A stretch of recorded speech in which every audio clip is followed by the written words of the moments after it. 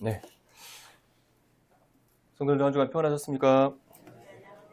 네. 지난주에 복음 집회가 있었죠. 그래서 복음 집회 기간을 통해서 우리가 죄인이라는 사실과 또 우리 죄를 사해주기 위해서 십자가에 달려주신 우리 주 예수 그리스도에 대해서 우리가 잘 복음 말씀을 듣고 또 마음의 감동이 있었던 것 같습니다. 우리 주님께서는 그 만왕의 왕이시고 창조주심에도 불구하고 이 땅에 우리 죄를 위해서 죽어주신 우리의 구주 되십니다. 그래서 우리 구주 되신 예수 그리스도를 우리가 믿고 구원받은 자들이 되는 사실에 대해서 감사가 됩니다.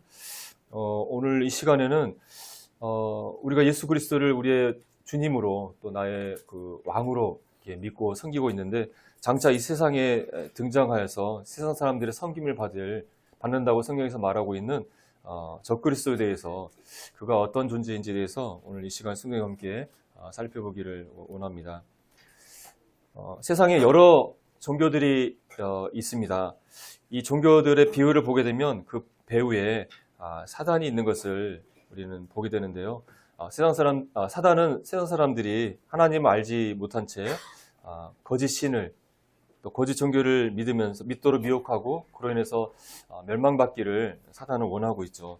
그런데 흥미롭게도 이 각 종교에는 미래에 세상에 등장하는 세계를 지배하고 다스리는 존재, 세상에 구세주가 나타날 것이라는 그런 것들이 공통적으로 있다고 하는 것입니다. 잘 아시다시피 유대교에서는 메시아를 기다리고 있죠. 근데 유대인들은 어땠습니까? 2000년 전에 예수님께서 진짜 메시아가 오셨는데 메시아를 배척하고 오히려 십자가에 죽게 만들었고 여전히 이 땅에서 자신들을 구원할 메시아를 기다리고 있는데 미래에 한 인물이 등장하게 되면 그가 가짜임에도 불구하고 그를 메시아로 받아들이게 될 것입니다. 또 이슬람이라는 종교가 있죠. 거짓 천사의 그 계시를 받아서 마호멧이 만든 이슬람 종교도 상당히 이 성경에 나와 있는 내용들과 많이 유사한데 이 이슬람에서도 미래에 어떤 구세주가 등장할 것이라는 믿음이 있다고 합니다. 이슬람의 지도자를 그 이맘이라고 하는데 이끄는 자라는 뜻이라고 합니다. 근데 12번째 이맘이었던 무하마드 알 마흐디라는 사람이 814년경에 사라졌는데 그것이 죽은 것이 아니라 세상에 어디엔가 지금 존재하고 있어서 종말의 때가 되면 그가 다시 나타나서 이슬람을 통합하고 무슬림의 적들을 무찌르고 승리해서 세상을 정의로 통치하면서 이슬람 세상을 이끌 것이다. 그래서 이슬람의 구세주 이맘 마흐디라는 존재가 말세에 등장할 것이라고 믿고 있다고 합니다. 심지어 불교에서도 이런 존재가 있다고 그래요. 여러분 미륵보살이라고 많이 들어보셨죠? 미륵. 이 미륵이라는 존재가 석가모니의 제자인데 지금 현재 하늘나라에 속하는 하늘의 도솔촌에 머물면서 수행을 하고 있는데 이 세상에 홀라가는 한때에 인간 세상에 내려와서 부처가 돼서 중생을 구제할 것이라는 믿음을 갖고 있습니다. 미륵이 미래에 세상에 내려와서 인생을 구사할 것이다. 또 뉴에이지에 대해서 들어보셨을 것입니다. 인간이 신이라고 얘기하고 있고 신세계가 질서가 세워질 것이라는 믿음이 있는데 거기에서도 마이트레아 이 말은 산스크리트어인데 아주 미륵과 같은 말이라고 그래요. 하여튼 세상의 스승이고 고대 지혜의 스승인 마이트레아라는 존재가 마지막 때에 등장해서 세상을 구원하고 신세계를 세울 것이라는 그런 믿음이 있습니다. 힌두교에서도 크리슈나라는 비슷한 존재가 있는데 어쨌든 이와 같이 사탄이 만든 여러 종교 속에 마지막 때에 등장해서 세상을 다스릴 세상을 구원할 구세주가 등장할 것이라는 그런 가르침이 있다고 하는 것입니다. 그런데 하나님의 말씀의 성경에도 이 마지막 때의 세상을 지배하는 신비로운 존재가 올 것이라고 성경은 말씀하고 있는데 우리가 그 존재가 어떤 존재인지 성경 말씀을 통해서 보게 되면 요한일서 2장 18절을 보게 되면 아이들아 지금은 마지막 때라 적그리스도가 오리라는 말을 너희가 들은 것 같이 지금도 많은 적그리스도가 일어났으니 그러므로 우리가 마지막 때인 줄을 아노라. 이 마지막 때가 되면 누가 등장한다고 얘기하고 있습니까? 적그리스도라는 인물이 등장할 것이다. 적그리스도가 등장하게 되면 그것이 마지막 때다라고 얘기하고 있는 것이죠. 이 적그리스도 앞에 적이라는 단어가 붙어 있잖아요. 반대한다, 적대시하다 그런 때 적이잖아요. 영어로는 anti라는 단어가 붙어 있는데 이 적이라는 뜻에는 대적한다, 대신한다는 의미를 담고 있다고 합니다. 그러니까 예수 그리스도를 대적하고 예수 그리스도를 대신하는 존재라고 하는 것이죠. 그래서 적그리스도가 마지막 때에 등장해서 하나님과 예수 그리스도를 대적해서 하나님을 방해하는 일을 할 것이고, 또 진짜 예수님을 대신해서 가짜가 진짜인처럼 세상 사람들이 나타나서 사람들을 속일 것이다. 그런 존재가 적그리스도가 마지막 때에 등장할 것이라고 성경은 예언하고 있는 것이죠. 아시다시피 우리 하나님은 성부 하나님, 성자, 성령 하나님, 삼위일체의 하나님을 우리가 알고 있습니다. 이 사단은 하나님을 대적했고 하나님과처럼 대하려 하는 존재잖아요. 그래서 사단도 하나님의 삼위일체를 모방하고 있습니다. 사단이 성부 하나님이라 한다면 이 적그리스도, 또 계시록에는 첫째 짐승이라고 얘기하고 있는 적그리스도는 하나님이, 보이지 않는 하나님이 이 땅에 인간의 몸으로 나타나서 하나님의 뜻을 이룬 성자 하나님 예수 그리스도를 닮은 것이 바로 적그리스도입니다. 보이지 않는 사탄이 이 세상에 인간의 몸으로 나타나서 사탄의 뜻을 이루는 존재가 바로 적그리스도라고 하는 것입니다. 그래서 적그리스도는 사탄의 화신, 신이 인간의 몸을 입은 것을 화신이라고 하잖아요. 또 산스크리트로 아바타, 우리 아바타라는 얘기 많이 들어봤죠? 아바타라는 뜻이 신이 인간의 모습으로 나타난다는 뜻이에요. 그래서 사탄의 아바타, 사탄의 대리자가 적그리스도라고 하는 것입니다. 인간의 모습으로 나타난 사탄이라고 할 수 있는 것이죠. 또 성령 하나님을 묘사한 것이 계시록의 둘째 짐승으로 묘사된 거짓 선지자, 적그리스도를 위해서 일하는 거짓 선지자가 성령 하나님과 대응되는 것이라고 말할 수 있을 것입니다. 적그리스도가 이 세상에 나타나는 이유가 무엇일까요? 예수 그리스도께서 이 땅에 오신 것은 무엇입니까? 하나님 아버지의 뜻을 이루기 위해서 이 땅에 오셨잖아요. 적그리스도도 이 땅에 사탄의 뜻을 이 세상에서 이루기 위해서 이 세상에 등장하게 될 것입니다. 온 세상 사람들이 사탄을 숭배하도록 만드는데 적그리스도가 앞장설 것입니다. 그리고 이 적그리스도의 입을 통해서 하나님을 대적하는 말들을 막 할 것인데, 바로 하나님을 모독하기 위해서 적그리스도가 등장할 것입니다. 또 이 사단은 하나님의 백성들을, 하나님의 사람들을 파괴하고 죽이기를 원하는데, 적그리스도가 마지막 때에 성도들과 싸워 이기고 그들을 죽이는 일을 할 것입니다. 또 적그리스도를 통해서 각 족속과 백성과 방언과 나라를 다스리는, 세상을 지배하는 일을 사단은 적그리스도를 통해서 할 것입니다. 그리고 적그리스도를 통해서 미혹의 역사를 세상 사람 가운데 펼쳐서 사람들이 거짓을 믿게 함으로써 죄인들이 하나님을 믿지 못하고 사단을 믿고 적그리스도를 믿어서 하나님의 심판을 받게 하는 일에 적그리스도가 일을 하게 될 것입니다. 성경에는 적그리스도에 대한 다양한 호칭들이 있는데, 이 호칭들을 통해서 이 적그리스도가 어떤 존재인지 우리가 예측해 볼 수가 있습니다. 그는 불법의 사람이라고 데살로니가후서에서 말하고 있습니다. 법을 지키지 않은, 하나님이 세운 법과 규칙을 어기고 마음대로 행하는 불법의 사람. 우리 이 세상에서 법을 지키지 않은 사람들은 어떤 부류의 사람들입니까? 폭군들, 아주 잔인한 왕들이나 아니면 깡패들이 그러잖아요. 그와 같이 법을 어기지는 사람이다. 또 멸망의 아들이라고 또 얘기하고 있습니다. 세상과 세상 사람들을 파괴하고 멸망시키는 존재다. 다른 사람들을 세우고 살리는 자가 아니라 파괴하고 멸망시키는 존재다. 대적하는 자라고 또 얘기하고 있습니다. 하나님과 그리스도와 또 하나님의 성도들을 대적해서 그 뜻을 이루지 못하도록 막는 자다. 그리고 자기 뜻대로 행하는 왕이라고 얘기하고 있습니다. 지금 이 세상에도 트럼프라는 미국의 왕이 자기 마음대로 해가지고 막 어려움을 주는데, 이와 같이 자기 마음대로 다른 사람을 바라보지도 않고 하나님도 바라보지 않고 마음대로 하는 왕이다. 또 계시록에는 또 다니엘서에도 이 적그리스도를 짐승이라고 표현하고 있습니다. 우리가 어떤 사람을 당신은 짐승 같은 사람이야 얘기하면 그 사람이 좋은 사람이라는 뜻입니까? 아니면 나쁜 사람의 뜻입니까? 아주 야만적이고 마음대로 폭력적이고 막 그런 사람을 짐승이라고 얘기하는 것처럼, 적그리스도는 아주 무시무시한 잔인하고 무서운 그런 짐승으로 표현하고 있고, 실제로 적그리스도는 아주 무시한 짐승처럼 세상 사람들을, 하나님의 백성들을 파괴하고 공격하는 존재가 될 것입니다. 또 뿔, 특히 작은 뿔이라고 표현하고 있는데, 이 동물들의 뿔은 이 뿔을 어디에 사용합니까? 다른 그 동물들을 공격할 때 쓰잖아요. 그와 같처럼 이 적그리스도는 뿔로서 세상 사람들과 다른 왕들을 들이받는 그런 일을 할 것입니다.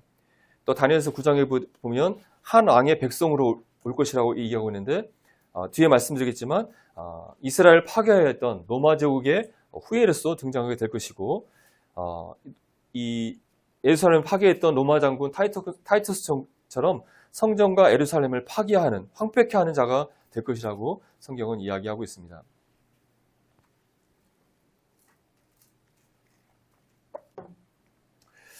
사도 바울은 데살로니가 후서 2장 말씀을 통해서 적그리스도가 언제 등장할지에 대해서 우리에게 알려주고 있습니다. 이 말씀에 대해서 여러 차례 말씀을 제가 드렸던 것 같은데, 데살로니가 후서 데살로니가 성도들이 지금 주의 날이 이미 온 게 아니야, 우리가 막 심판당하고 어려움을 겪는 것이 이미 주님의 심판의 때, 주의 날이 온 것이 아니야 두려워하고 있었을 때 지금 그 주의 날이 아니다, 지금 7년 환란기가 아니라고 얘기하면서 저 불법의 사람 곧 멸망의 아들이 나타나기 전에는 그날, 주의 날, 심판의 날, 7년 환란기가 아직 이르지 않는다라고 사도 바울이 말해주고 있는 것이죠. 즉 적그리스도가 등장한 이후에 주님의 심판의 날, 7년 환란기가 온다라고 사도 바울이 알려주고 있는 것이죠.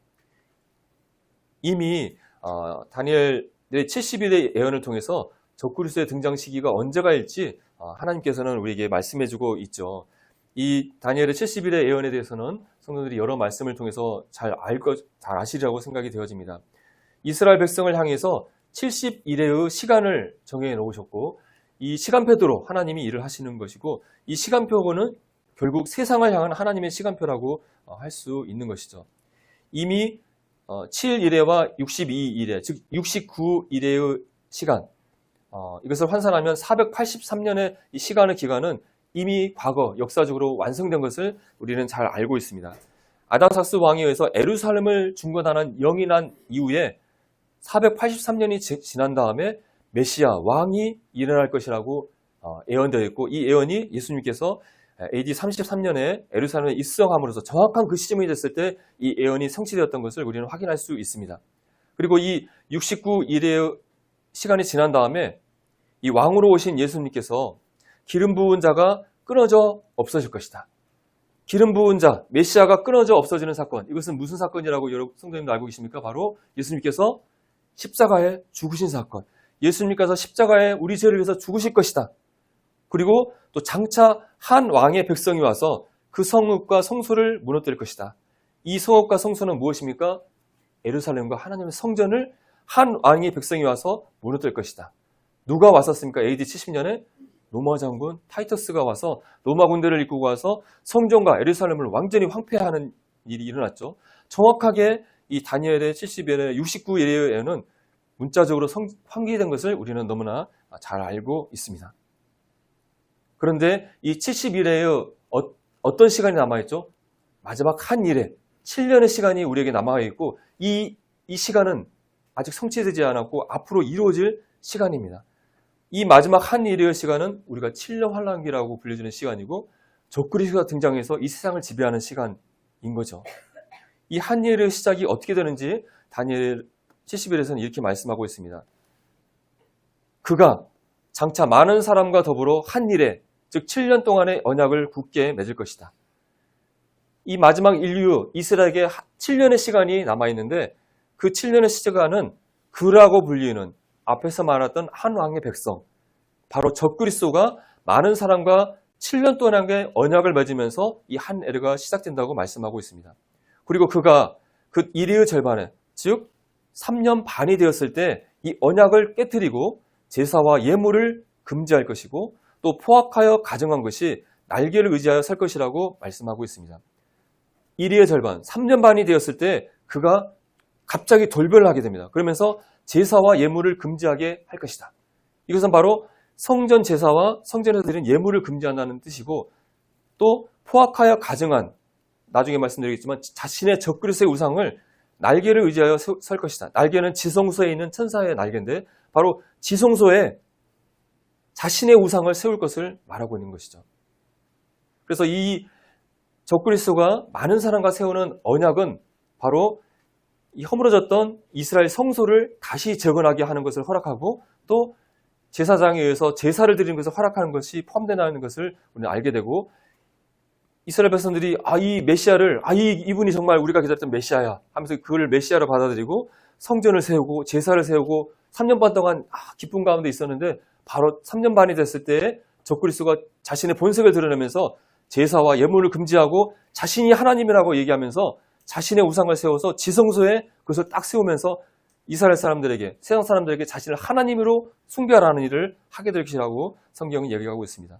그리고 이 적그리스도 때는 계속되는 것이 아니라 그의 종말은 이미 정해져 있다. 그의 때는 정해져 있다. 길게는 7년, 짧게는 3년 반이 지나게 되면 적그리스도는 지상에 재림하시는 예수 그리스도에 의해서 아마겟돈 죽는 때 그는 심판받아 멸망당하게 될 것이고 그는 영원히 꺼지지 않은 불못에 집어 던져지게 될 것이고 이 세상에는 재림하신 메시아 예수 그리스도에서 천년왕국이 세워지게 될 것이고 하나님 백성들은 예수 그리스도와 함께 천년 동안 왕으로 다스리는 이는 하나님의 나라가 이 세상에 세워지게 될 것이라고 성경은 말씀해주고 있습니다.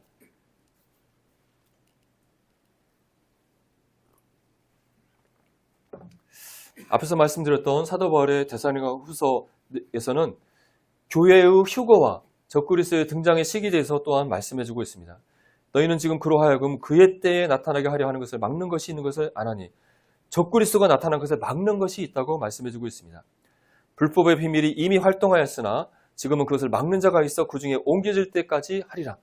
적그리스도가 지금 세상에 등장해서 세상을 지배하고 싶은데 하나님의 때가 될 때까지 막고 있는 것이 있는데 그것이 세상에서 옮겨지게 되면 비로소 세상에 등장하게 된다. 그때가 되면 불법한 자가 나타난다고 말씀하고 있습니다. 막는 것, 막는 자가 무엇이라고 성도님 알고 계십니까?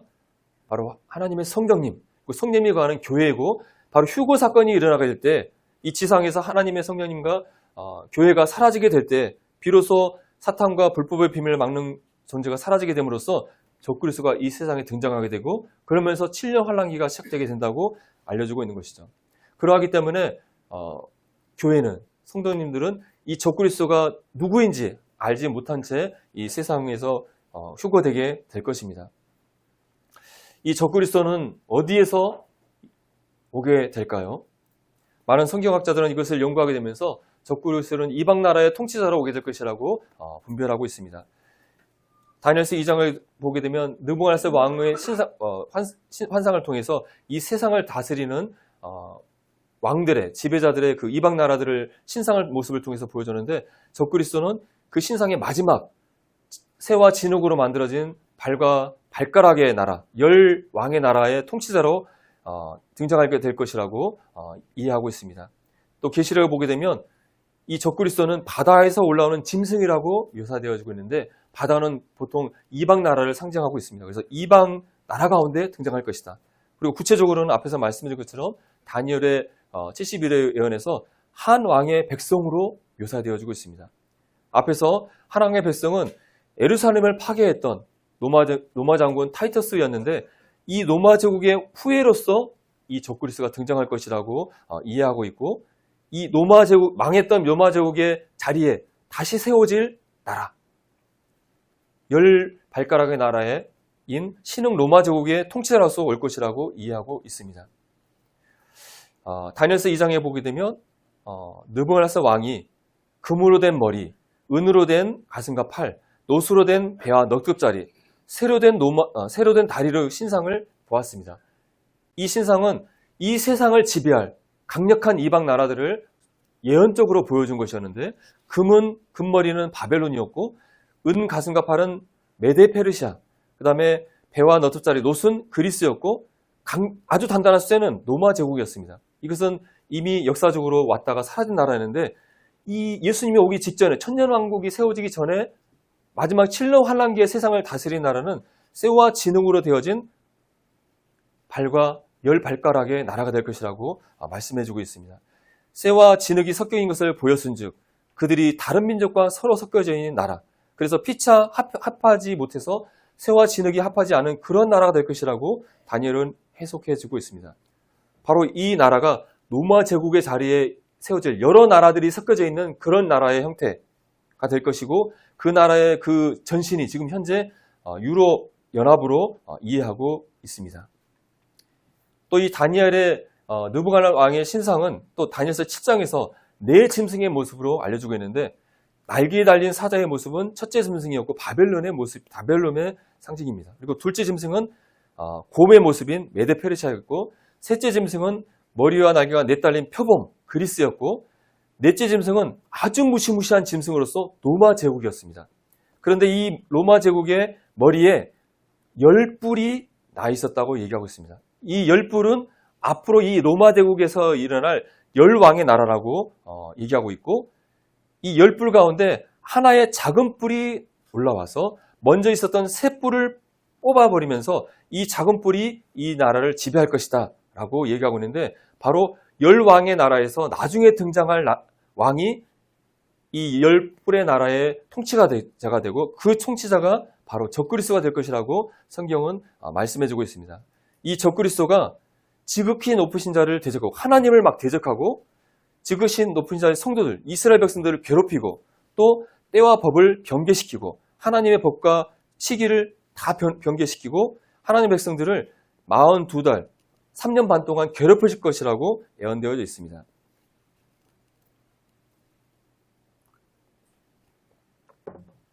이 지도는 로마 제국의 지도입니다. 자, 이 로마 제국을 보면 유럽이잖아요. 이 로마 제국 이 땅에 지금 어떤 나라가 있습니까? 바로 많은 민족과 나라가 합쳐져 있는 유럽연합이 현재 세워져 있죠. 지금 27개국의 나라가 합쳐져 있고 5억의 인구, 세계 2위의 경제 대국을 이루고 있습니다. 여러 민족이 섞여 있는 새우 단단함이 있지만 진흙이 섞여 있기 때문에 부서질 것 같은 그런 희한한 형태의 나라, 이 모습이 유럽연합의 모습으로 지금 이미 이 로마 제국 땅에 세워져 있는 것이죠. 여러 역사적인 단계를 통해서 유럽 화폐가 하나가 되었고 하나의 대통령을 지금 뽑고 있는 가운데 있습니다. 지금 네 번째 대통령인 포르투갈의 총리가 지금 대통령으로서 일하고 있습니다. 하지만 성경에서 말하고 있는 강력한 한 왕이 다스리는 나라는 아직은 아닌 것 같습니다. 유럽에 지금 27개국의 나라들이 있지만 실제로 이 나라들 가운데 유력한 강력한 나라는 10개의 나라라고 얘기할 수 있는데, 기사를 봤더니 이 10개의 나라의 외교 장관들이 모여서 회의를 했습니다.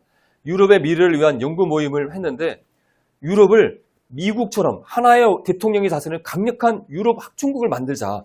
그래서 투표로 대통령을 뽑아서 유럽 대통령을 만들고 그에게 강력한 권한을 주어서 세계에서 강력한 나라를 만들어야 되지 않겠느냐 하는 모임을 10개, 독일, 오스트리아 이와 같은 강력한 유럽의 10개의 나라의 장관들이 모여서 회의를 했고 이것을 추진하고 있다는 기사를 보았습니다. 그래서 앞으로 이런 10개의 나라가 주도가 되어서 강력한 하나의 대통령을 뽑는 유럽 합중국이 등장하게 될 때 그 대통령이 강력한 지도자가 적그리스도가 될 것으로 많이 예상을 하고 있습니다. 이 유럽연합이 어떻게 움직일지 우린 주의 깊게 살펴봐야 할 것입니다. 이와 같이 적그리스도가 이방나라, 이 유럽연합 가운데 적그리스도가 등장할 것이라는 예상이 주류의 주된 성경 해석인 반면에 또 비주류의 또 해석이 있는데요. 이 적그리스도가 유대인 가운데 나타날 것이라는 해석이 있습니다. 그렇게 생각하는 이유는 이스라엘에 의해서 이 적그리스도가 메시아로 받아들일 것이 가능성이 크기 때문입니다. 이스라엘 사람들이 메시아로 받아들이려면 일단 혈통적으로 유대인야만한 메시아로 받아들이지 않겠습니까? 그리고 다니엘서 11장 30절에 보게 되면 적그리스도가 조상들의 신을 돌아보지 않는다는 말씀이 나와 있고, 이 신이라는 영어의 표현에 대문자 가드로 표현되어 있어서 우리가 알고 있는 하나님을 자신들의 조상으로 신으로 받아들이는 바로 유대인일 것이라고 여겨지는 말씀이 있기 때문입니다. 또 계시록 7장에 보게 되면 마지막 때 이 환란 때에 하나님의 복음을 전하는 14만 4천 유대인 전도자들이 있는데 거기에 특이하게 단지파가 빠져 있습니다. 그래서 이것을 통해서 적그리스도가 단지파 가운데 나오기 때문에 이 14만 4천에서 빠져진 지파일 것이라고 생각하면서 이 유대인 가운데 적그리스도가 올 것이다 라고 생각하는 성경학자들이 있고, 만약 유럽연합의 대통령이 등장했는데 그 사람의 조상의 혈통 가운데 유대인의 혈통이 섞일 가능성이 있기 때문에 동시에 그것을 만족하지 않을까, 그런 생각들이 있습니다. 또 흥미로운 주장인데, 그가 무슬림, 이슬람 사람일 가능성이 있다고 주장하는 또 성경학자들이 있습니다. 왜 그렇게 생각하냐면 이 적그리스도는 로마의 후예로 등장할 것이라고 우리가 성경은 말씀하고 있다고 말씀드렸잖아요. 근데 로마는 소로마 제국은 일찍 멸망했지만 바로 지금 현재 이슬람 지역인 동로마 제국은 훨씬 늦게까지 지속이 되었다고 하는 것이죠. 그래서 이 동로마 제국에 있는 이슬람 국가 가운데 소위 그 이슬람 믿음대로 적그리스도, 그들의 이맘이 등장해서 세계를 지배해서 그가 적그리스도가 된다 하더라도 그도 마찬가지로 로마 제국의 후예이기 때문에 이 무슬림 지역에서 적그리스도가 등장할 수 있다라고 생각하는 성경학자도 있습니다. 어쨌든 현재로서는 우리가 추측을 할 따름이지 정말 적그리스도가 누가 될지는 아직 모르기 때문에 우리는 이런 가능성이 있다는 것을 생각하면서 이 세상이 어떻게 움직이는지 살펴봐야 할 것입니다. 적그리스도가 7년 환란기가 되기 직전에 성도들이 휴거된 이후에 세상에 등장하게 될 것입니다. 그는 부활한 신흥 로마 제국을 통치하는 통치자로 세상에 등장하게 될 것이고 이스라엘과 7년 계약을 맺으면서 이스라엘 성전을 세우게 하고 제사를 시작하는 일을 허락하면서 이 세상에 등장하게 될 것이고 3년 반이 되면 그것을 계약을 파기하면서 성경 제사를 금하게 될 것이고 자신을 하나님으로 내세우면서 자기 우상을 지성소에 세워서 세상 사람들에게 숭배하게 할 것입니다. 또 7년 환란기 초기에 고가 마곡 정쟁이 일어나면서 러시아와 아랍 국가들이 큰 타격을 입게 될 것이죠. 중동 지역에 큰 공백이 발생할 텐데 그것을 완전히 통제하면서 이 세상을 지배하게 될 것입니다. 또 적그리스도는 하나님의 백성이 이스라엘을 아주 싫어하고 이스라엘 철저히 탄압하고 파괴하는 일을 특별히 후 3년 반에 하게 될 것입니다. 또 적그리스도는 초반에 이 세상의 단일 종교, 세계가 기독교, 카톨릭, 이슬람, 불교가 하나 되자는 그런 세계 단일 종교 움직임이 있잖아요. 이 7년 환란기가 될 때 이 세상은 하나의 단일 종교로 묶이게 될 것이고 적그리스도는 처음에 그들과 손을 잡으면서 시작하게 되지만 3년 반이 되게 되면 이 세계 단일 종교를 철저히 파괴하면서 내가 하나님이다, 내가 신이다, 나를 믿으라고 하면서 그들을 거짓 종교체계인 세계 단일 종교를 파괴하게 될 것입니다. 앞에서 말씀드린 것처럼 3년 반이 됐을 때 자신을 하나님처럼 높이고 자신을 하나님으로 믿으라 하고 우상을 세워서 이 우상에게 절하지 않은 자는 다 죽이는 일을 하게 될 것입니다. 그러면서 3년 반 동안 전 세계를 통치하면서 이때 우리 성도님이 잘 아시는 적그리스도표를 받는 자만 매매를 할 수 있는 세상을 만들 것입니다. 하지만 이 적그리스도는 7년이 끝났을 때 3년 만의 통치가 끝났을 때 지상에 재림하시는 예수 그리스도에서 심판받게 되고 영원히 꺼지 않은 유황불못에 던져지게 되면서 심판받게 되고 이 세상 나라는 이제 끝나게 되고 예수 그리스도께서 메시아 왕으로 오셔서 1000년 동안 다스리는 천년왕국이 세워지게 되고 이때 성도님들은 또 환란 때 죽었던 환란 성도들은 부활해서 예수 그리스도와 함께 왕과 같이 이 세상에 통치하는 천년왕국이 이 세상에 세워지게 될 것입니다.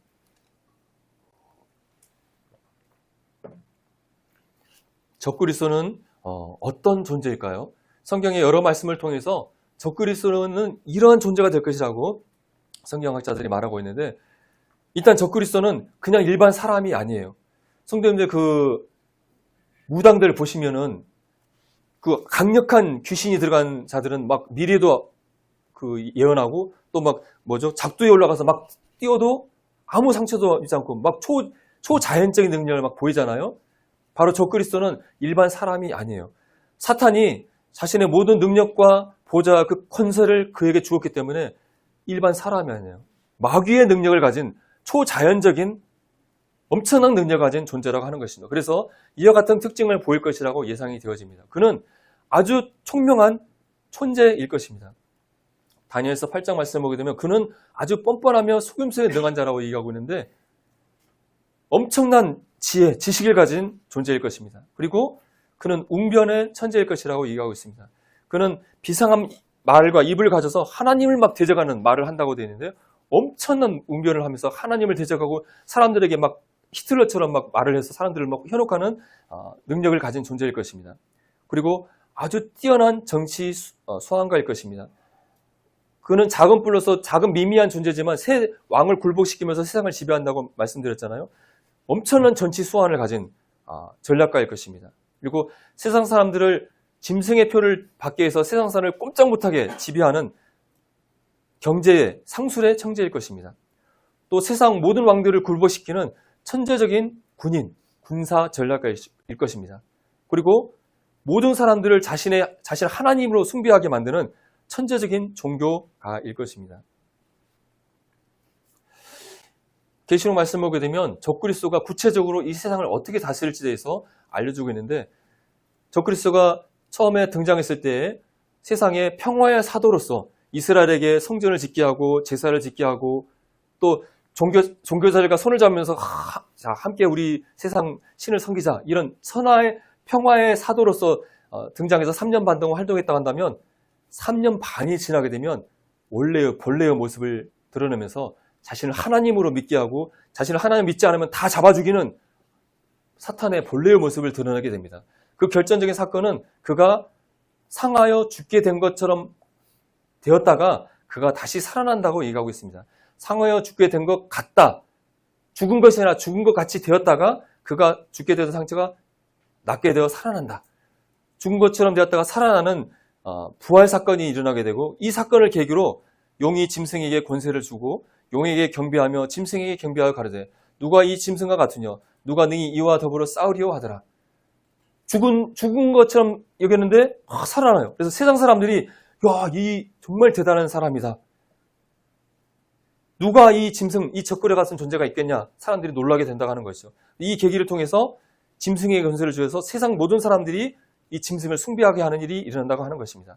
짐승이 큰 말과 참나된 말을 하는 입을 받고 또 42달 일할 권세를 받으니라. 짐승이 입을 벌려 하나님을 향하여 회방하되 그의 이름과 그의 장막 곧 하늘에 거하는 자들을 회방하더라. 이 짐승이 입을 벌려서 막 하나님을 회방하고 하나님 백성들을 괴롭히고 세상사를 다스리는 일들을 42달 동안 한다고 말씀하고 있습니다. 또 권세를 받아 성도들과 싸워 이기게 되고 이스라엘을 막 탄압하고 핍박하게 되고 또 각 족속과 백성과 방언과 나라를 다스리는 권세를 받게 된다. 한 나라만 다스리는 것이 아니라 각 족속과 각 나라 백성과 방언과 나라를 온 세상을 다스리는 권세를 받게 된다라고 얘기하고 있습니다. 그래서 죽임을 당한 어린 양의 생명책에 창세 이후로 이름에 기록되지 못하고 이 땅에 사는 자들은 다 짐승에게 경배할 것이다. 온 세상 사람들이 다 이 짐승 적그리스도에게 경배한다고 성경은 말씀하고 있습니다. 이 적그리스도에게 경배하는데 그냥 경배하는 것이 아니라 우상을 만들어서 이 우상에게 절을 하게 한다고 성경은 말씀하고 있는데, 다른 짐승, 거짓 선지자가 짐승 앞에서 받은 바 이적을 행함으로 땅에 거하는 자들을 미혹하며, 적그리스도와 불리는 둘째 짐승이 세상 사람들 앞에 하늘에서 막 불이 떨어지는 것 같은 아주 이적을 행하면서 사람들을 미혹하면서 땅에 거하는 자들에게 이렇게 말을 합니다. 칼에 상하였다가 살아난 짐승을 위하여 우상을 만들라. 죽었다 살아난 이 적그리스도를 위해서 우상을 만들게 한다는 것이죠. 그리고 권세를 받아서 이 만든 짐승의 우상에게 생기를 주어 그 짐승의 우상으로 말하게 하고, 또 짐승의 우상에게 경배하지 아니하는 자들은 몇이든지 다 죽이게 한다고 말하고 있습니다. 적그리스도가 죽었다가 부활했어요. 그래서 세상 사람들이 막 놀랐어요. 그런데 이 적그리스도의 앞잡이와 같은 이 거짓 선지자가 세상 사람을 막 미혹하면서 야, 죽었다 살아난 이 적그리스도를 우리가 섬겨야 된다. 이 적그리스도를 섬기기 위해서 우상을 만들자 하면서 우상을 만들어요. 그리고 이 우상이 그냥 우상이 아니라 생기가 들어가서 이 우상이 말을 막 하는 거예요. 말을 해요. 그리고 이 우상에게 절을 하지 않는 자들은 그냥 놔두는 것이 아니라 다 잡아 죽인다고 말하고 있습니다. 성도님들, 우리 절에 가게 되면 부처가 있잖아요. 부처상이 딱 있잖아요. 근데 부처가 말하는 걸 본 적이 있습니까? 있었습니까? 한 번도 본 적이 없죠. 근데 적그리스도 우상은 다른 점이 있는데 뭐라고요? 생기가 들어가. 말을 해요. 여러분, 절에 가는데 부처상이 딱 가서 절을 했는데 부처가 잘 왔다, 내가 너에게 복을 주겠다, 뭐 이런다면 막 놀라지 않겠습니까? 적그리스도의 우상은 그렇게 말을 한다고 하는 거예요. 그리고 이 적그리스도가 이 세상 모든 사람들을 지배한다고 하는데, 세상 모든 사람들을 지배하는 일이 쉬울까요? 어려울까요? 한 나라 다스리는 것도 어렵잖아요. 근데 어떻게 적그리스도가 이 세상 모든 사람들을 쥐락펴락하면서 통제하고 다스릴 수 있을까요? 그 통제의 수단으로 바로 이 짐승의 표를 받게 한다고 하는 것입니다. 자가 모든 자, 곧 작은 자나 큰 자나 부자나 빈궁한 자나 자유한 자나 종들로 그 오른손이나 이마에 표를 받게 하고, 세상 작은 자나 큰 자나 모든 세상 사람들에게 오른손이나 이마에 표식, 마크, 표를 받게 한다고 얘기하고 있습니다. 근데 이 표에는 기능이 있어요. 누구든지 이 표를 가진 자 외에는 매매를 못하게 한다. 표식이 있는데 이 표를 받아야만이 뭘 한다고요? 매매를 한다. 경제 활동을 할 수 있다. 가게에 가서 쌀을 사고 물건을 살 수 있게 하는 일이 가능하다. 성도님들, 지금 가게에 가서 물건 산 다음에 뭘로 매매를 하게 됩니까? 돈을 내거나 신용카드를 내거나 또 신용카드가 드리는 삼성페이 딱 찍어야만 할 수 있잖아요. 근데 미래의 적그리스 시대에는 삼성페이, 돈 그런 거 필요 없어요. 뭐가 필요하다고요? 손에 있는 짐승의 표를 내야만 매매를 할 수 있다고 말하고 있습니다. 그래서 이 표에는 짐승의 이름이 있고 이름의 숫자가 있다고 얘기하고 있고, 지혜가 여기 있으니 평명 있는 자는 그 짐승의 숫자를 세어봐라. 그 수는 사람의 수니 666이라고 말하고 있습니다. 이 표에는 짐승의 이름이 있고 또 이름에는 숫자가 있다. 이 이름의 숫자를 세어봐라. 그러면 그 숫자는 사람의 숫자가 나오게 되고 666이 된다고 얘기하고 있습니다. 여러분, 성도님들, 하나님의 숫자는 무엇입니까? 7, 완전수 7이에요. 이 7에서 하나가 부족한 수가 사람의 숫자고 사단의 숫자를 쓰는 6이고, 6이 3개에 있는 666이 이 표, 짐승의 이름의 숫자라고 얘기하고 있다고 하는 것입니다. 성도님들, 이름의 숫자가 있다는 것이 우리에게는 상당히 이해가 되지 않지만 그리스어나 헬라의 알파벳이 있는데 이 알파벳 하나하나가 숫자예요. 1, 2, 3. 알파벳 하나하나가 우리가 기읒은 1, 니은은 2 이런 식으로 이름의 알파벳에 숫자가 있어요. 그래서 네로 황제라는 것을 히브리어를 각각 알파벳의 이름의 숫자를 합치면 숫자가 나와요. 666. 이와 같이 이름에 숫자가 있어요. 히브리어나 그리스어에는. 그래서 짐승의 이름이 나중에 우리가 나오게 되고 또 그 표의 이름이 나오게 됐을 때 이름의 숫자를 세어보게 되면 666이 될 것이라고 알려주고 있는 것이죠. 근데 우리는 이것은 공중에 주님과 있기 때문에 우리는 확인할 수 없을 것 같습니다.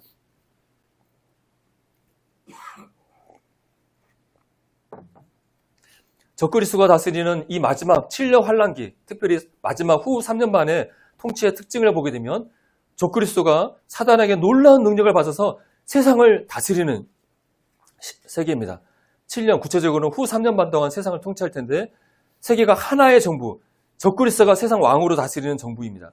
그리고 단 하나의 종교, 이슬람, 불교 다 그런 거 다 이제 없어요. 적그리스도만, 사탄만 하나의 신으로 섬겨야 되고 짐승의 우상에게 절을 해야만 합니다. 짐승의 우상에 절을 하지 않으면 어떻게 된다고요? 잡아 죽여요. 그리고 단 하나의 단일 경제,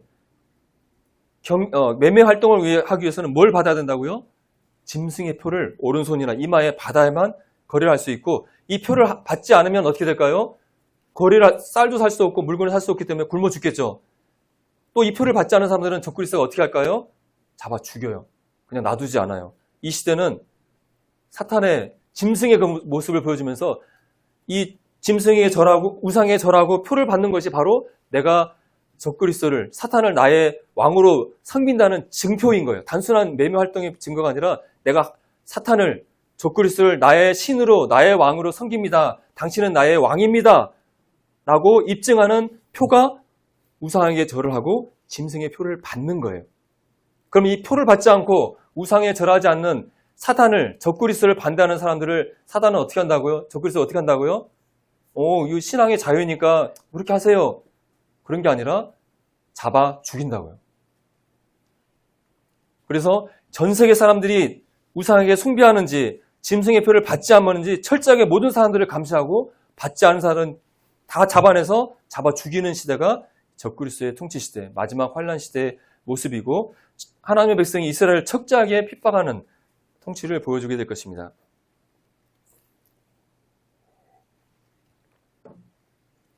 이 얘기를 들으면 말도 안 돼. 어떻게 한 사람이 세상을 지배할 수 있어? 어떻게 한 사람을 믿지 않는다고 해서 그 사람을 믿지 않는다고 해서 막 잡아 죽이고 뭐 그런 세상이 어떻게 올 수 있어? 또 표를 받아서 이 매매를 한다는 것이 어떻게 가능해? 그렇게 생각하는 분들이 많이 있을 것입니다. 특히 이 계시록을 썼던 요한 사도는 사람이 표를 받고 매매를 한다는 이게 뭔 말일까? 뭐 물건을 사고 하려면은 돈을 내야 되는데 돈이 없이 어떻게 매매를 하지? 그리고 전 세계 사람들이 우상에 정배하고 절을 하지 않으면 잡아 죽인다는데 어떻게 모든 사람들을 다 일일이 일거수일투족을 관찰하고 절을 하는지 안 하는지, 짐승의 표를 받는지 안 받는지 어떻게 알고 그들을 잡아 죽일까? 말도 안 돼. 고개를 갸우뚱했을 것 같습니다. 그런데 이 마지막 시대를 살아가는 우리는 이 세상이 돌아가는 모습을 보게 되면서 이 시대가 정말 성경이 말한 대로 가고 있구나. 적그리스도 통치하는 마지막 시대를 향해서 움직이고 있다는 사실을 우리는 확인할 수 있다고 하는 것입니다. 전 세계 모든 사람들을 감시하고 통제하기 위해서는 모든 사람들이 그 일거수일투족을 인터넷상에서 전산망에서 통제할 수 있는 디지털 신분증이 부여돼야만 가능할 것입니다. 나의 모든 정보가 컴퓨터 안에 다 담겨져 있어서 내가 어디로 가는지, 내가 어떤 물건을 사는지 그런 것들이 다 정부가 관찰할 수 있는 시스템이 만들어지는데 그것이 바로 디지털 아이디 시스템이라고 하는 것입니다. 디지털 아이디라는 것은 개인이나 기관을 디지털 환경에서, 인터넷에서 식별하고 인증하는 수단을 디지털 아이디라고 합니다. 우리가 가지고 있는 주민등록증, 운전면허증 이것들이 최근 무엇으로 전환됐죠? 모바일 주민등록증, 모바일 운전면허증. 예전에 우리가 가지고 있던 여권도 어떤 여권으로 바뀌었죠? 전자여권. 여기에는 IC 칩이 들어가 있어요. 그래서 이 안에 나에 대한 정보가 다 담겨져 있어요. 그래서 전산으로 내가 어디서 무엇을 하고 있는지 다 확인할 수 있어요. 우리나라만 그런 것이 아니라 전 세계적으로 영국, EU, 미국, 호주 각 나라들이 이런 세계 각 나라들이 국민들에게 디지털 아이디를 부여해서 그래서 칩이라든가 아니면 핸드폰에 원래 지갑이라 하죠. 그런데 신분증을 넣어가지고 사람들이 무엇을 하는지 다 추적할 수 있는 시스템을 다 만들어 놓고 있다고 하는 것입니다. 또 성도님들 요즘 물건 거래할 때 그 동전 꺼내고 지폐 꺼내서 거래해요, 안 해요? 거기가 신용카드를 내거나 삼성페이 딱 되면 거래가 되잖아요. 이미 우리는 돈이나 동전이나 화폐를 사용하지 않는 디지털 화폐를 사용하고 있죠. 그래서 예전에 뭐 게임머니, 도토리 이런 것부터 시작해가지고 요즘 네이버페이, 카카오페이, 티머니, 상성페이 이런 걸 통해서 돈 없이도 결제할 수 있는 시대를 살아가고 있죠. 또 요즘 비트코인 막 해가지고 암호화폐 실제는 없는데 가상화폐가 있어가지고 여기 막 투자하고 막 그러잖아요. 디지털 화폐가 이미 상용화되고 그 시대에 살고 있는데 이 시대의 마지막은 이 디지털 화폐를 개인이나 민간이 하는 것이 아니라 중앙은행이, 우리나라는 한국은행이 직접 발행해서 온 국민이 이 디지털 화폐를 사용하도록 하는 단계에 나아가고 있습니다. 세계 각국이 이런 중앙은행이 직접 디지털 화폐를 발행해서 국민들이 사용하도록 하는 준비를 하고 있습니다. 여기 녹색으로 표시된 것들이 각 이것을 연구하고 있는, 진행하고 있는 나라인데 이 디지털 화폐에 제일 앞서가는 나라가 어떤 나라입니까? 중국. 중국 가면 거지도 카드 대도기로 이렇게 돈을 받는다고 하더라고요. 중국, 또 여기 보면 이 아프리카에 있는 자메이카, 바하마, 나이지리아 이런 나라들은 이미 이 나라에서 공식 발행해서 사용하고 있고 각 나라들이 중앙은행에서 디지털 화폐를 발행해서 국민들이 이제 지폐나 화폐 없이 국가에서 준 디지털 화폐로 거래하도록 지금 움직이고 있다고 하는 것입니다. 그런데 많은 사람들이 이 중앙은행에서 발행하는 디지털 화폐를 반대한다고 얘기하고 있는데 왜냐하면 모든 사람의 거래가 다 추적이 되어지고 현금이 사라지면서 우리가 거래의 익명성이 사라지게 되면서 정부가 나의 계좌를 막을 수도 있고 틀 수 있고 나의 모든 경제활동이 통제될 위험성이 있기 때문에 이걸 반대한다고 얘기하고 있는데 바로 적그리스도 시대에 디지털 화폐가 모든 국민 디지털 아이디가 부여되고 디지털 화폐만 사용하게 되고 이 짐승의 표를 받아야만 매매함으로써 모든 사람들의 목줄을 치면서 나를 믿어. 이 우상에 절해야 돼. 이 표 안 받으면 너 살 수 없어. 그리고 너 죽일 거야. 라고 하는 시대가 이런 기술을 통해서 이루어지게 된다고 하는 것입니다. 우리 이미 신용카드, 핸드폰 결제 이런 걸 통해서 이미 현금 없이 결제하는 시대가 이미 도래되어 있고 또 이와 같이 소형 마이크로칩 안에 모든 개인 정보와 또 매매할 수 있는 계좌 정보가 들어가서 이것을 손, 피부나 이마에 이식해서 이것만 딱 대면 거래가 가능한 나에 대한 모든 식별이 가능한 육륜표 시스템이 이미 개발되어 있고 이미 상용화되어 있는 시대에 살고 있고 이런 기술들 통해서 적그리스도가 세상 사람들에게 오른손이나 이마에 자신의 표, 이런 마이크로 칩이나 이런 것들을 받게 해서 매매하게 하고 그들을 통제하는 시대가 오는 것이 이미 가능한 시대에 우리가 살고 있다 하는 것이다. 먼 미래의 꿈 같은 얘기가 아니라 바로 지금 오늘이라도 적그리스도의 표, 육륜표를 찍고 매매를 해야 한다고 실행돼도 이상하지 않은 시대에 우리가 살고 있다고 하는 것입니다. 또 일론 머스크라는 유명한 분 있죠. 테슬라 만드는 이분. 이분이 하는 사업 가운데 스타링크 사업이라는 것이 무엇인지 아십니까? 우주에 많은 인공위성들이 있잖아요. 이 사람은 많은 인공위성을 하늘에 띄워놓고 인공위성을 통해서 세계에 있는 모든 사람이 인터넷으로 접속할 수 있도록 하는 사업을 하고 있습니다. 그래서 아프리카 밀림에 가서도 브라질 밀림에 가서도 인터넷이 되는 시대에 살고 있어요. 바로 적그리스도가 이 세상을 통치하려면은 온 세상 사람들이 인터넷에 연결돼야 되는데 바로 스타링크 사업을 통해서 이것이 가능한 시대에 와 있는 것입니다. 또 뉴럴링크라는 희한한 걸 하고 있는데 뇌에 칩을 심어가지고 바로 사람의 뇌와 컴퓨터가 직접 연결되는 기술을 만들어 놨어요. 그래서 사람의 뇌에 칩을 심어가지고 뇌로 생각만 해도 컴퓨터가 움직이고 마우스가 움직이고 이런 것이 가능한 시대에 왔어요. 그래서 이 뉴럴링크의 기능을 통해서 짐승의 표와 컴퓨터를 연결하는 것들이 가능한 기술을 지금 준비하고 있다고 여겨지고 있습니다. 또 앞에서 적그리스도가 우상을 만들고 이 우상에게 생기를 줘서 말을 하게 한다고 그랬는데 성도 이미 보셨을 거예요. 이런 AI 로봇이 나와가지고 사람처럼 말하고 웃고 울고 정말 그걸 보면서 정말 소름이 많이 끼쳤는데 여기 나와는 이 로봇은 홍콩 회사에서 만든 소피아라는 인공지능 로봇입니다. 이 로봇은 AI 기술을 가지고 있어서 계속 학습을 해서 점점 사람처럼 돼가고 있어요. 그래서 이 AI 로봇 앞에 가서 이 사람하고 대화를 너는 누구야? 너 뭐 좋아해?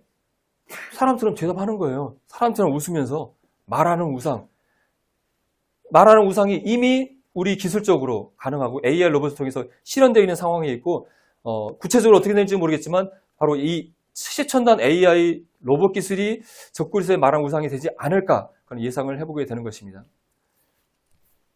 적그리스도의 세상 통치를 위해서 온 세상 사람들을 일거수일투족을 감지해야 될 텐데 그를 위해서 5G 인터넷 기술 같은 최첨단 발달 인터넷 전송 기술과 또 앞에서 말씀드린 스타링크를 통한 온 세계가 인터넷에 연결되는 통신망을 만들고 또 사물 인터넷, 이 컴퓨터뿐만 아니라 냉장고도 TV도 다 인터넷에 연결돼서 모든 사물이 다 나를 관찰해보고 뭘 하고 있는지를 관찰하는 기술이 만들어져 있잖아요. 여러분 로봇 천국에 보니까 로봇 청소기에 카메라가 달려있어가지고 그 사람이 뭘 하는지 다 정보를 빼나간다는 얘기 들어보셨죠? 모든 기계에 인터넷에 연결해서 사람을 관찰할 수 있는 기술이 나와 있죠. 또 모든 도시에 수많은 감시 카메라가 사람들을 관찰하고 있고 또 드론이 하늘을 날아다니면서 사람을 감시하는 기술이 나와 있습니다. 또 사람의 지문이나 홍채 같은 생체 인식 정보를 가지고 사람을 감시하는 기술이 나와 있고 앞에서 말씀드린 인공지능, 로봇 기술을 통해서 인공지능을 통해서 순식간에 사람들을 식별하는 그런 기술들이 만들어져 있습니다. 지금 이 시대에 이슈가 되는 것이 바로 AI잖아요. 성도님들, AI 기술하면 이게 막 발달하고 있다는 뉴스를 들을 때 어떤 생각이 드십니까? 여러분 핸드폰에 막 AI 기능 막 들어가잖아요. AI 말만 하면 막 지가 알아서 막 다 하잖아요. 사진 뭐 이거 지워줘 하면 막 알아서 막 지워주고 뭐 안내해줘 하면 안내해주고 야 정말 세상 좋아졌다. 미래가 정말 행복한 AI로 인해서 정말 천국 같은 세상이 만들어질 거야. 아마 세상 사람들은 기술을 보면서 AI로 인해서 이 세상이 정말 살기 좋은 세상이 될 거라고 예상할지 거라고 생각이 되어집니다. 하지만 하나님 말씀을 통해서 이 세상의 움직임을 보게 될 때 이 억망자녀 피터 틸이라는 분은 실리콘밸리의 세계적인 벤처 투자가라고 하는데 그가 한 연설 가운데 이런 말을 했다고 합니다. AI는 적그리스도의 도구가 될 것이다. 이 AI가 발달하면 발달할수록 적그리스도가 이걸 도구로 사용해서 전 세계 사람들을 감시하고 통제하는 기술로 이 AI를 사용할 것이다. 지금 요즘 양자 컴퓨터라고 들어보셨습니까? 지금 컴퓨터도 빠른데 양자 컴퓨터가 만들어지면 슈퍼컴퓨터가 수천 년 동안 했던 일을 다 몇 초 만에 순식간에 계산하는 것이 가능해진다고 합니다. 그래서 이 양자 컴퓨터를 사용해서 양자 AI가 만들어지면 우리의 상상을 초월하는 정보 처리하는 능력이 AI가 생긴다고 하는 것이죠. 그래서 사람들을 감시할 때 사람이 감시 카메라 보면서 저 사람이 뭐하고 있는지 보는 것이 아니라 AI가 전 세계 사람들을 바라보면서 저 사람이 뭐하고 있는지, 지금 저 사람이 칩을 찍었는지 안 찍었는지, 지금 짐승의 우상에게 절을 하고 있는지 안 하는지 AI가 사람들을 관찰하면서 감시하는 것이 가능해진다고 하는 것입니다. AI는 적그리스도가 세상 사람들을 지배하고 통제하고 잡아 죽이는 데 이용되는 첨단 기술이 될 가능성이 아주 높다고 하는 것입니다. 요즘 드론이 굉장히 이슈가 되잖아요. 우리 남원도 드론 대전 많이 하죠. 성도님들 드론 생각하면 어떻습니까? 야, 드론 정말 좋다. 드론으로 막 농약도 뿌리고 막 좋은 일도 많이 하고 좋다고 생각하십니까? 근데 이 드론이 여기 보면 실존자 수색의 5G 드론 운영 개념도라는 그림이 나와 있습니다. 여기 보면 사람이 실종자예요. 도망자 있었겠죠. 이 사람을 찾는데 드론들이 수십 대의 드론이 막 날아다녀요. 그리고 이 드론의 감시 카메라가 막 지상을 찍어요. 그러면서 이 사람을 사진을 찍고 비디오를 만들면 이것이 5G를 통해서 데이터가 기지로 날아가요. 그럼 이 기지에는 인공지능이 이 영상들을 다 분석하고 있어요. 그래서 이 사람이 누군지 분석해서 경찰에게 정보를 줘서 저 사람 저기 있다. 찾아가라. 정보를 주는 거예요. 자, 이것이 좋은 면으로 사용할 수 있지만 만약 적그리스도의 통치 시대가 되고 짐승의 표를 받지 않고 도망다니는 사람이 있을 때 수많은 드론들이 날아다니면서 누가 이 칩을 찍었는지 안 찍었는지 파악해가지고 그것을 본부에 보내서 경찰에게 신호를 보내서 저기 도망자, 짐승의 표를 받지 않고 도망간 사람이 저기 있다. 잡아다가 처벌해라. 그럴 때 드론이 사용될 수 있다는 가능성이 있다고 하는 것입니다. 적그리스도가 한 사람이 이 세상을 통치하는 것이 그게 말이 돼? 말도 안 돼.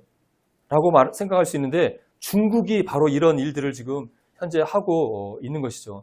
중국에는 5만 7천만 대의 카메라가 중국 사람들 다 지켜보고 있어요. 여기 보면 사람들이 횡단보도 건너가는데 이 사람이 누군지 다 얼굴을 감시하고 있어요. 그러면서 최첨단 인공지능 기술을 통해서 중국 인구 40억 명의 사람들을 3초만 되면 저 사람이 누군지 바로 구분해낸다고 하는 거예요. 그래서 범죄자가 누군지 찾아 하면 순식간에 감시 카메라 누가 어디에 있는지 바로 찾아내는 데서 잡아갈 수 있다고 하는 것입니다. 그리고 중국은 전 국민들에게 인터넷 아이디를 부여해서 디지털로 감시하는 사회를 완성해 놓고 있고 디지털 위안화를 어느 나라보다 앞장서서 만들어서 전 그 국민들이 화폐가 아니라 디지털로 거래하는 세상을 만들어 놨습니다. 중국의 이런 모습들이 적그리스도가 통치하는 세계의 모습이 될 것입니다.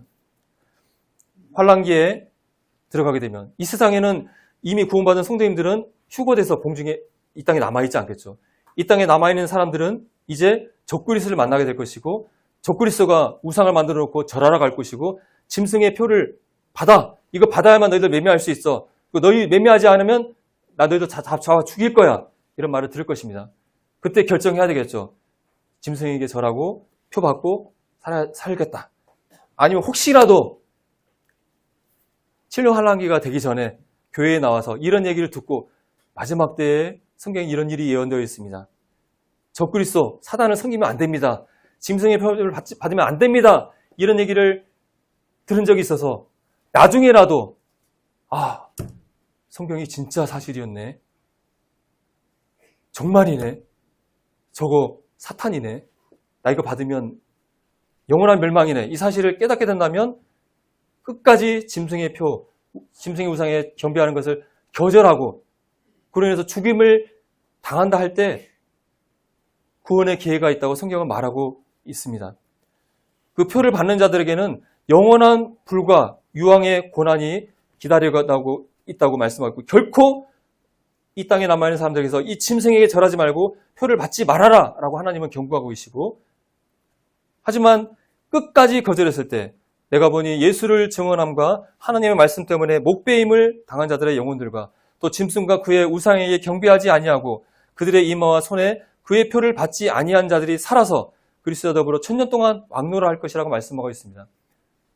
은혜의 하나님께서 정말 마지막 최후의 기회를 주시는데 나중이라도 네가 누가 하나님인지 누가 가짜인지 깨닫고 참된 하나님을 참된 그리스도 메시아를 내가 믿고 적그리스도의 표를 받지 않고 그 우상에게 절을 하지 않는다면, 그래서 내가 죽음을 한다면 네가 7년 환란이 끝난 다음에 너희가 다시 살아나서 그리스도와 함께 천년왕국에서 왕노를 할 것이라고, 마지막 구원의 기회를 너희들이 주겠다고 하나님께서 말씀하고 있는 것을 보게 됩니다.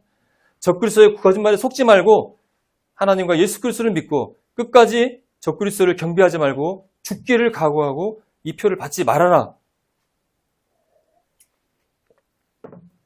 라고 말씀하고 있습니다. 혹시 오늘 이 시간에 이 말씀을 듣는 분들 가운데 아직까지 예수 그리스도를 믿지 못하고 있는 분이 계시단다면, 혹시 환란기에 남겨진다 한다면, 성경에 예언된 대로 이런 일들이 일어나는 일을 보게 된다 한다면 이 말씀을 기억하시고 절대 우상에게 절하지 마시고 표를 받지 마시길 바랍니다. 마지막 기회가 주어진다고 하는 것입니다.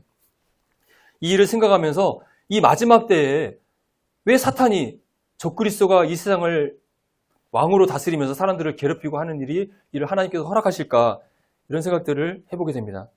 그러면서 하나님께서는 악인을 도구로 사용할 수 있는 하나님이시다. 하나님께서는 이 악을 오히려 하나님의 목적을 위해서 사용할 수 있는 분이라는 사실을 생각해 보게 됩니다. 하나님께서 바로를 통해서 하나님의 영광을 받으셨던 것처럼 적그리스도를 하나님의 목적을 위해서 마지막 사용하시는 게 아닌가 하는 생각을 해보게 됩니다. 지금 은혜의 때잖아요. 정말 예수 그리스도를 믿기만 하면 거저 구원받잖아요. 그럼에도 불구하고 하나님 믿어라, 예수님 믿어라, 믿으면 구원받는다, 아무리 외쳐도 사람들이 믿지 않으니까 하나님께서 마지막으로 이 7년 환란을 통해서 너희들이 하나님을 믿지 않고 너희들이 믿고 있는 사탄, 적그리스도가 어떤 존재인지 너희들이 한번 맛 좀 봐봐라. 그래서 이 적그리스도의 무시무시한 살벌한 이 통치를 통해서 사람들이 뒤늦게라도 참 하나님이, 내가 정말 믿어야 되는 참신이 누군지를 발견하게 되고 하나님을 믿게 되는, 예수 그리스도를 믿게 되는 기회를 마지막 채찍질을 통해서라도 주기 위해서 이 7년 환란기를, 적그리스도를 사용하지 하는 것이 아닌가 하는 생각을 해보게 되고, 7년 환란기를 통해서 또 적그리스도를 통해서 마지막으로 구원하는 무리들이, 환란기 성도들이 있다는 사실을 생각하며 또한 감사가 됩니다. 지금 이 세상은 마지막 때를 가고 있고 불법의 비밀이 적그리스도를 세상 왕으로 세우려는 사탄의 계획들이 움직이고 있습니다. 성경 연구가들은 여기에 나와 있는 이런 사람들이 마지막 때의 적그리스도 혹은 거짓 선지자가 될 것이다, 여러 예상들을 하지만 휴거 이후에 정말 적그리스도가 등장해봐야만 알 수 있을 것입니다. 아직은 베일에 가려져 있는 것이죠. 우리가 믿는 예수 그리스도는 어떤 분이십니까? 그분은 진리이십니다. 적그리스도는 거짓말장입니다. 예수님은 거룩하신 분이지만 적그리스도, 그는 법을 어기는 불법한 자입니다. 예수님은 고난과 슬픔의 사람이지만 적그리스도는 죄의 사람입니다. 예수님은 하나님의 아들이시지만 적그리스도는 사탄의 아들입니다. 예수님은 경건의 비밀을 가지신 분이지만 적그리스도는 불법의 비밀을 가지고 있는 사람입니다. 예수님은 선한 목자, 양들을 위해서 자신의 목숨을 내어놓은 목자지만 적그리스도는 무가치한 목자입니다. 예수 그리스도는 하늘을 높여서 하나님 보좌 우편에 올라가신 분이지만 적그리스도는 지옥 불못에 집어 던져질 멸망당한 존재입니다. 예수님을 자신을 겸손하게 낮추셔서 우리를 위해서 죽어주신 분이지만 사탄은 자신을 높이고 자신을 숭배하게 하고 자신을 숭배하는 자들은 다 죽이겠다고 위협하는 사람입니다. 예수님은 사람들의 멸시를 받으셨지만 사탄은 사람들의 영광과 존귀를 받으려는 존재입니다. 예수님은 성전을 깨끗하게 하셨지만 사탄은 성전을 더럽히고 자신의 우상을 세우는 존재입니다. 예수님은 사람들을 위해서 자신의 목숨을 내어주신 하나님의 희생된 어린 양이시지만 사탄은 자신을 섬기지 않는 자들은 위협하고 죽이는 흉악한 짐승인 것입니다.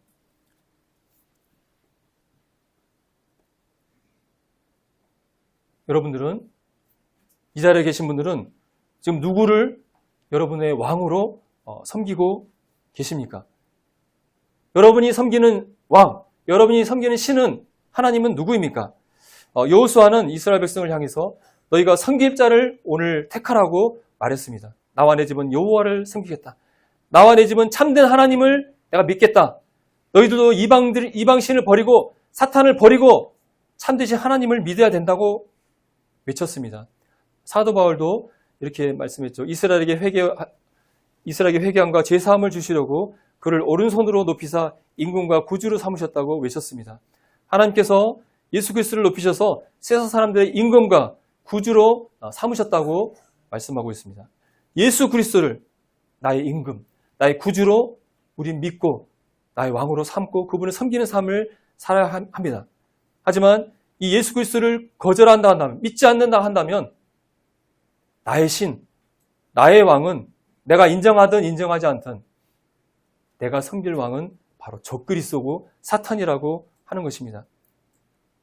앞으로 예수 그리스도께서 오실 때 교회가 휴거되어지고 이 땅에 7년 환란기가 오게 될 때 이 세상에 드러날 세상왕 적그리스도를 여러분의 왕으로 섬겨야만 할 것입니다. 그가 만든 우상에 절을 해야만 할 것입니다. 그가 받아야 되는 짐승의 표를 받아야만 먹고 살 수 있게 됐고 그래서 거부가 될 때 죽임을 당하게 될 것입니다. 은혜의 때, 평안의 때, 바로 이 시간 예수 그리스도를 나의 구주로, 나의 왕으로 믿으시기를 바랍니다. 그러지 않을 때에 7년 환란기에 남겨지게 될 것이고 이 짐승, 하나님의 대적, 적그리스도를 여러분은 당신의 왕으로 만나게 될 것입니다.